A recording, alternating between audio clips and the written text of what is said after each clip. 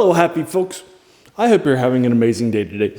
Today, we're taking a look at the top 10 fantasy films from 2000 to 2009, the first decade of the 21st century. For you folks, now I have my notes in front of me on my cell phone in 22-point font. So if you see me looking down at that, not giving you the eye contact that you deserve, that's because that's the reason why. Now, I have been breaking these out into decades because some of these are very, very wealthy, like the 80s after Conan and the Barbarian early on, or this decade with the Lord of the Rings trilogy early on and Harry Potter early on, hitting big times, and definitely putting a lot of IP searching things onto the map in a few major ways. So this is a rich decade of stuff, so it's really hard for me to do a traditional top 10, so I'm cheating a little bit. You'll see how later on and so forth. But let's get started. And as a reminder, this is not a spoiler or a review. I'm just giving you my top 10 plus an honorable mention. So I'm not going to do a deep dive into this. We're not going to spend a whole lot of time with this stuff. But if you're interested in that, you can check it out. And so forth. So let's start with my honorable mention, and this is the animated film Beowulf. For you folks, I liked it. I thought it was good stuff. I like the interpretation of Beowulf by this group stuff in the animated concepts and so forth. This isn't a traditional animation, but I think you'll like it. Some people feel it's a little uncanny valley at times, but I don't know. I think it's fine. I enjoyed it lots. And so there you are. That's my honorable mention for Beowulf. Now let's get started with the top 10 proper. Number 10 is Hellboy. Don't watch. Hellboy is rated R. It's a story by a bunch of Stokes. It's a superhero characters and so forth in the BPRD, and it is set with some fantasy aspects and so forth. It stars Ron Perlman. I think he does a pretty good job with this. There are fantasy aspects with his concept, his backstory, the characters that are with him, the characters, the other BPRD stuff. So I do think this is an officially fantasy thing, if you will, and so forth. So there you are. This is number 10, Hellboy. Don't see that unless you're an adult, though. Number 9 is Monsters, Inc. It's an animated film. I do think that it's a 3D animation film. I do think that the central concept of monsters at night trying to hunt and scare kids is a fun one. Is a fantasy-esque one, so I do think that this counts as a fantasy film. If you don't, that's fine. I'm not going to lose any sleep. You can definitely find some other things for your top 10 list in this rich decade. No decade is as rich with fantasy films as this decade, so you can definitely replace it. I'm not going to lose any sleep. But I do think that the central concept of the monsters in the Monsters Inc. is pretty good, and I definitely like it lots. So that's number 9 for you folks. Number 8 is the first movie of the Pirates of the Caribbean film, Curse of the Black Pearl.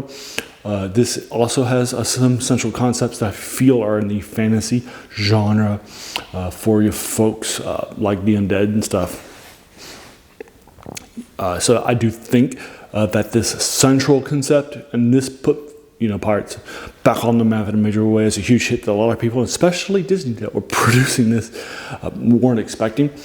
So I definitely feel that the fantasy and sci-fi, not fantasy and horror aspects rather, are ones that definitely permeated a lot of fantasy products that came by that in the pirating world and genres. So good stuff. It was also heavily influential, put this back on the map in a major way after a few pirate flops later on a few years ago. So it's Pirates of the Caribbean, The Curse of the Black Pearl, hitting number 8. Number 7 is Crouching Tiger, Hidden Dragon.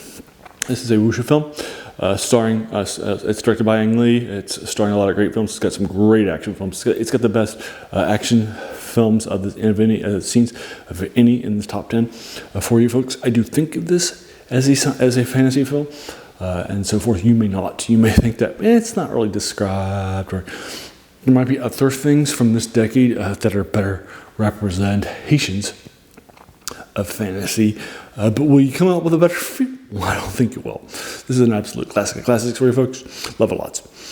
So that's Crouching Tiger, Hidden Dragon. It definitely has stood the test of time. But if you want to go back and watch it and so forth, that's fine. I'm not going to lose any sleep. I don't believe that it's a fantasy film, but it's still a classic film, and that's what I'm rating. Film. All right. Today, that's number 7, Crouching Tiger, Hidden Dragon. Number 6, the final one before the top 5 is the sequel to Hellboy, Hellboy 2, The Golden Army. This was not really a good box office film. I think it's a better film, though, and a better fantasy film than the first one was. I like the additions to world and the world building that happens here, and I like some of the other things that they do here too, with it and so forth. And so that's number 2 for you folks, Hellboy 2, The Golden Army. And now from here, all the top 5. All here, classics. Number 5 is The Chronicles of Narnia, The Lion, the Witch, and the Wardrobe for you folks. It's a long title for a long book. It's the first book that was published in the series for The Chronicles of Narnia by C.S. Lewis, which I've read and reviewed for you. Folks, I hadn't read it actually before I read it for this channel. It had just been read to me as a gift, as well as the rest of the series. So I bought the series and read it. You can check it out on the channel if you're interested in my review of the book. It's an absolute classic in my opinion. I think it does some good world building and some changes to the novel to make it better suit the epicness of the scales of the fantasy stuff at the time. I know some Narnia purists may not be as happy with that, but I think they did a good job with those. I think it's a good adaptation because it's willing to step outside for cinema to make it a more cinematic novel. It's a more cinematic movie from a non-cinematic novel, rather, and so forth. So I think they did some good stuff with that. That's number 5. Number 4. Number 4 is all of the Harry Potter films from this decade, except for 2 more that will hit a little higher for you folks. And the first one of those 2 is, Harry Potter and the Philosopher's Stone. Love it lots. That's the first one. I feel that one is a little unbeloved at times, and it's not as much of a classic as it should be. And then between this and but I think it just looks and feels like the Wizard of Oz. When I was watching it, I was like, this is a new Wizard of the Oz. They have really sort of closed the gap. Christopher Columbus does an absolutely great job. I know his second book may not get, or second movie may not get as many things, but I liked it. I still liked it too. But I felt that he just did an absolutely classic in this one. And then the next one, hitting at the next level at number 4 is the next one, and that's the Goblet of Fire for you folks. Sorry, that's number 3. That's the Goblet of Fire. That's my favorite Harry Potter film from this. I think it just absolutely nails the teen angst and the wizard dramas too. That's happening. I think it's an absolute classic for you folks. Number 3 is Pan's Labyrinth, the one between the Harry Potter films by Guillermo del Toro. If you've seen this one, there's no surprise you're going to be in here. And if you haven't seen it, I don't know what you're doing. Watch this video. Go watch Pan's Labyrinth and then come back here and so forth. It's an absolute classics for you folks. And then here you go. The final ones hitting are the Lord of the Rings trilogy, and I'm putting them all at the top, in the top 3 in this order. The Return of the King first, that might be a little surprising. The Fellowship of the Ring second, and the Two Towers is the last one, because I think the Siege of Helm's Deep is the best classics for you folks. Absolute top 10s, great stuff. And I'm going to put them on the top spot because they're a trilogy and they were filmed at the same time, right? Or released just 1 year apart. Heavily influential on stuff. So there you go. All right, so there's my top 10 for you folks. So let's do it again. Number 10, Hellboy. Honorable mention, Beowulf. Number 10, Hellboy. Number 9, Monsters, Inc. Number 8, Pirates of the Caribbean, Curse of the Black Pearl. Number 7, Crouching Tiger and Hidden Dragon. Number 6 is Hellboy, The Golden Army. Number 5 is The Chronicles of Narnia, The Lion, the Witch, and the Wardrobe. Number 4 is all the Harry Potter films, roughly even. And then the next one is the second best is Harry Potter, the Philosopher's Stone, and then Harry Potter, the Goblet of Fire, and then Pan's Labyrinth, and then the Lord of the Rings trilogy in the order of The Return of the King, The Fellowship of the Ring, and The Two Towers for you folks. And so there you are. Have you seen these films? If so, what did you think about it? Did you agree or disagree with my list? Did you agree with my orders or some of the other things? That's fine. Let's talk about it more. What's your list? Let's talk about that more. This is just my list, right? This is not your list. Your list is just as valid as mine. I'm not a film critic. I'm not trained. I'm not somebody who makes films, right? I just make YouTube channels and write articles. That's it. That's all I am. I'm not a big guy, right, in this field. This is just my opinion. Yours are absolutely as valid. And if you're a film critic, yours are more valuable, right? You're definitely trained in this genre. I'm just a fantasy fan. So what are yours? And let me know what your thoughts are in the comments below. If you like this video, why not hit the subscribe button, the like button, the bell icon if you're feeling frisky, And then let your friends know, fantasy fans, film fans, right, all those sorts of things. Right.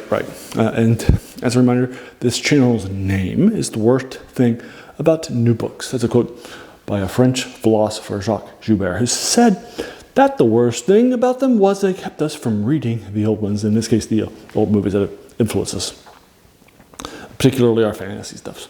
And today, and many of these older books actually influence these films, like Lord of the Rings and Harry Potter and Chronicles of Narnia. You can see a lot of those have hidden in these lists in there. All right, and then finally, I just want to thank you, so much for taking some time out of your day and investing it and watching my video, because we all have so many things, right, that are happening in our lives, and we're pulled in so many different directions, right?